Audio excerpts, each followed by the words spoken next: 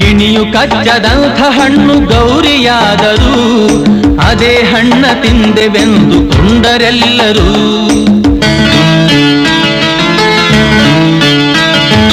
ಹೆಸರು ಸೋಕದ ಆ ಮುದ್ದು ತಾವರೆ ಗೌರಿ ಕನ್ಯೆಯಾಗಿಯೇ ಉಳಿದಳು.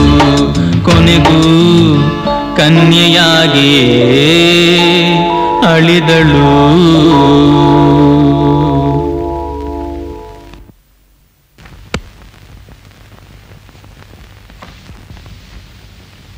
ಅಯ್ಯ ಫಣಿ ರಾಮಚಂದ್ರ, ಇಲ್ಲಿವರೆಗೆ ಕಥೆನ ನೀನು ಬರದೆ, ಇನ್ನು ಮುಂದಿನ ಅಧ್ಯಾಯನ ನನ್ನದೇ ಆದ ರೀತಿಯಲ್ಲಿ ನಾನು ಹೇಳ್ತೀನಿ.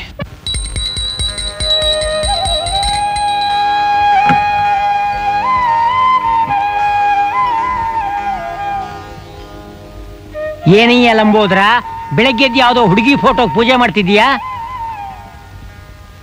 ಇವಳು ನನ್ನ ಪಾಲಿಗೆ ಬೇಡಿದ ವರ ನೀಡುವ ಕಾಮಧೇನು ಆದರೂ ಆಗ್ಬಹುದು. ಅದಕ್ಕೆ ಅದು ಹೇಗೆ?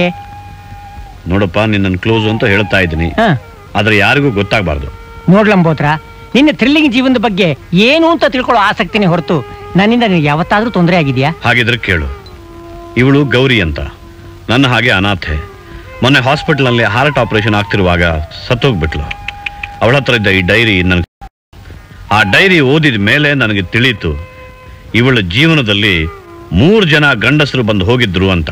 ಅಂದ್ರೆ ಇವಳೊಬ್ಬ ನೀತಿಗೆಟ್ಟೋಳು? ಛೇ, ಆ 3 ಜನರ ಪೈಕಿ ಯಾರೊಬ್ರು ಅವಳ ಮೈ ಕೂಡ ಮುಟ್ಟಿಲ್ಲ. ಒಬ್ಬ ಕತ್ಲಲ್ಲಿ, ಇನ್ನೊಬ್ಬ ಕುಡಿದ ಅಮಲ್ನಲ್ಲಿ ಯಾರನ್ನು ಹಾಳು ಮಾಡಿ ಇವಳನ್ನೇ ಅನುಭವಿಸಿದ್ದೀವಿ ಅಂತ ತಿಳ್ಕೊಂಡಿದ್ದಾರೆ. 3ನೇ ಅವನು ಇವಳನ್ನು ಸುಳ್ಳು ಮದುವೆ ಮಾಡಿಕೊಂಡು ನೆಗೆದು ಬಿದ್ದು ಹೋದ. ಆದ್ರೆ ಆತನ ತಂದೆ ತಾಯಿ ಮಾತ್ರ ಇವಳೇ ತಮ್ಮ ಸೊಸೆ ಅಂತ ತಿಳ್ಕೊಂಡಿದ್ದಾರೆ. ಹಾಗಾದ್ರೆ ಈಗ ಅವರೆಲ್ಲ ಎಲ್ಲಿದ್ದಾರೆ? ಒಬ್ಬ ಅಮೆರಿಕ, ಇನ್ನೊಬ್ಬ ಕಲ್ಕತ್ತಾ, 3ನೇವನ ತಂದೆ ತಾಯಿ ಪಂಜಾಬ್ನಲ್ಲಿದ್ದಾರೆ. ಅವರೆಲ್ಲರೂ ದೂರ ದೂರ ಇರೋದ್ರಿಂದಲೇ ನಾನೀಗ ಒಂದು ಪ್ಲಾನ್ ಹಾಕಿದ್ದೀನಿ. ಏನ್ ಪ್ಲಾನು? ಆ 3 ಜನರಿಂದ ಗೌರಿಗೆ ಒಂದು ಗಂಡು ಮಗು ಹುಟ್ಟಿದೆ. ಮತ್ತೆ ಯಾರು ಅವಳ ಮೈನ ಮುಟ್ಟೆ ಇಲ್ಲ ಅಂತಂದೆ? ನನ್ನ ಕಲ್ಪನೆಯಲ್ಲಿ ಹುಟ್ಟಿದೆ. ಮತ್ತೀಗ ಆ ಮಗುನ ನಾನೇ ಸಾಕ್ತಾ ಇದ್ದೀನಿ. ಅದಕ್ಕೆ ಆ 3 ಜನರಿಗೆ ಕಾಗದ ಬರೀತೀನಿ. ಏನಂತ?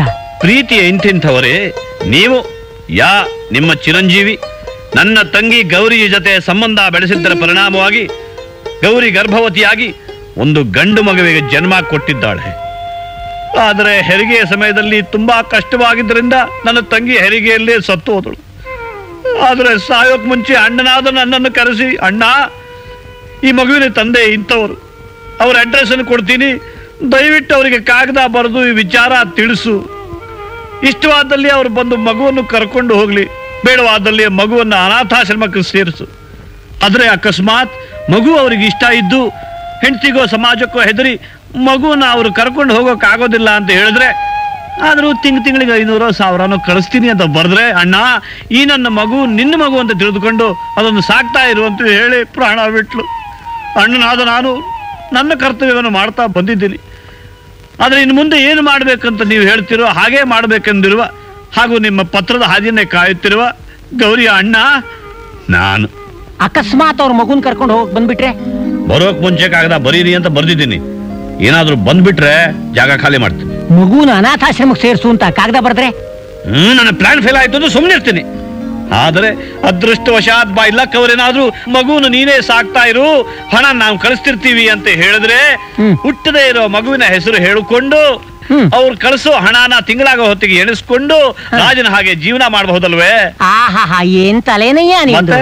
ಅದೃಷ್ಟ ಖುಲಾಯಿಸ್ತು ಅಂದ್ರೆ ರತ್ನಾಕರ, ತಿಂಗಳಿಗೆ ಎಣಿಸ್ಬಹುದು 3,000 ಪೋಸ್ಟಲ್ ಕ್ಲಿಯರೆನ್ಸ್. ಗೊತ್ತಾಯ್ತು, ಬರ್ಲಾ?